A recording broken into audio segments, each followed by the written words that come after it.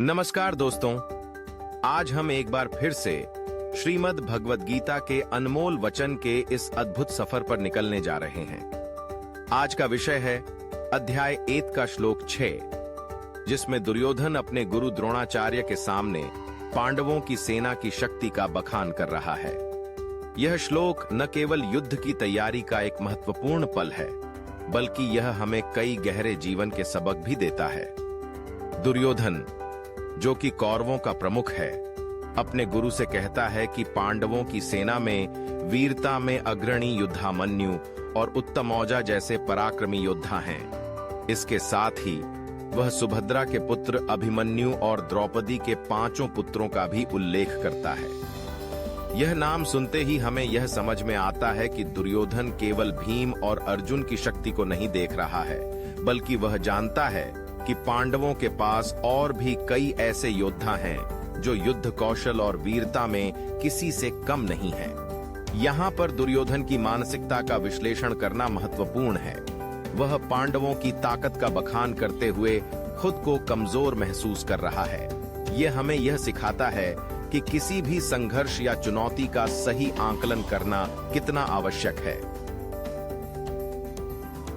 यदि हम केवल अपने प्रतिद्वंद्वियों की ताकत पर ध्यान केंद्रित करें और अपनी कमजोरियों को न पहचानें, तो हम मानसिक रूप से कमजोर पड़ सकते हैं। दुर्योधन का यह बखान इस बात का संकेत है कि वह अपने मन में एक प्रकार की चिंता और असुरक्षा महसूस कर रहा है।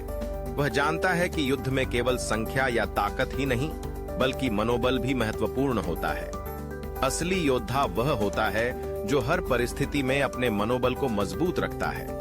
इसलिए यह श्लोक हमें यह सिखाता है कि हमें अपने प्रतिकूलताओं का सामना करते समय मानसिक शक्ति और धैर्य को बनाए रखना चाहिए। अब यदि हम इस श्लोक को अपने जीवन में लागू करें, तो हम देखेंगे कि जब भी हम किसी चुनौती का सामना करते हैं, चाहे वह परीक्षा हो, नौकरी का इंटरव्यू हो या कोई अन्य कठिनाई, हमें अपने आसपास की परिस्थितियों का सही आकलन करना चाहिए। हमें यह समझना चाहिए कि हर स्थिति में कुछ न कुछ सकारात्मक भी होता है। दुर्योधन की चिंता और उसके द्वारा पांडवों की ताकत का बखान हमें यह भी सिखाता है कि आत्मविश्वास और मानसिक मजबूती का होना कितना आवश्यक है। जब हम अपने डर और चिंताओं का सामना करते हैं, तो हम खुद को मजबूत बना सकते हैं। तो दोस्तों, इस श्लोक के माध्यम से हमें यह शिक्षा मिलती है कि हमें अपने मनोबल को कभी भी कमजोर नहीं होने देना चाहिए। चाहे परिस्थितियां कितनी भी कठिन क्यों न हो, हमें अपने अंदर की शक्ति को पहचानना चाहिए और उसे बनाए रखना चाहिए। अगर आपको यह व्याख्या पसंद आई हो, तो इस वीडियो को लाइक करें, शेयर करें और चैनल को सब्सक्राइब करना न भूलें। अगले श्लोक के साथ फिर मिलेंगे। जय श्री कृष्ण।